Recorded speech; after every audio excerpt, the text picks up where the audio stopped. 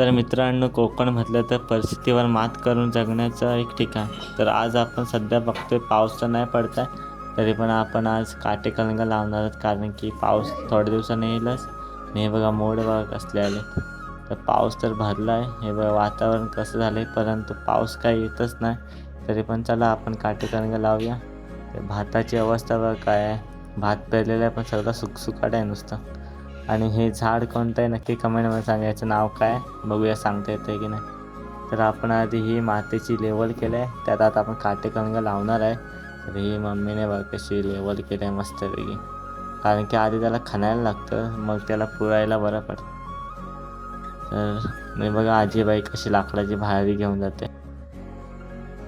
तर आपण आधी ही राखाड्या मारल्या आहे, कारण की त्यामुळं काय मुंग्या वगैरे येत नाही.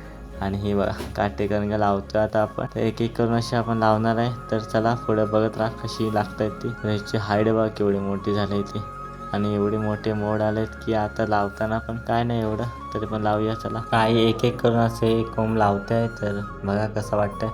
आणि तुम्ही की लावता की नाही कोकणात काटेकलंगा नक्की सांगा. तर ह्याची हाईट जेमतेम माझे एवढे बघा केवढे मोठे कोंब आहे ते, कारण की पाऊस तर पडला नव्हता त्यामुळे आता एवढे मोठे झाले, त्यामुळे आता आपल्याला लावायलाच लागणार आहे. तर सध्या तर पाऊस असा पूर्ण ढग भरतोय, परंतु काही पाऊस पडत नाही, फक्त आपल्याला एक फुल देऊन जाते. तर मित्रांनो, हे आपले सगळे झालेत लावून काटेकलंगा, आणि आता आपण यांना ठोंबे लावणार आहेत. हे की इथे आपण खाली टाकलेत हे बघा, कारण की त्यांना सपोर्ट म्हणून मग ते वेळ असतात ते वरती जातात. तर हे बघा आपले पूर्ण ठोंबे झालेत लावून, आणि आपण वरती नळाचं पाणी त्याने शिंपलं आहे, कारण की पाऊस तर काही पडत नाही.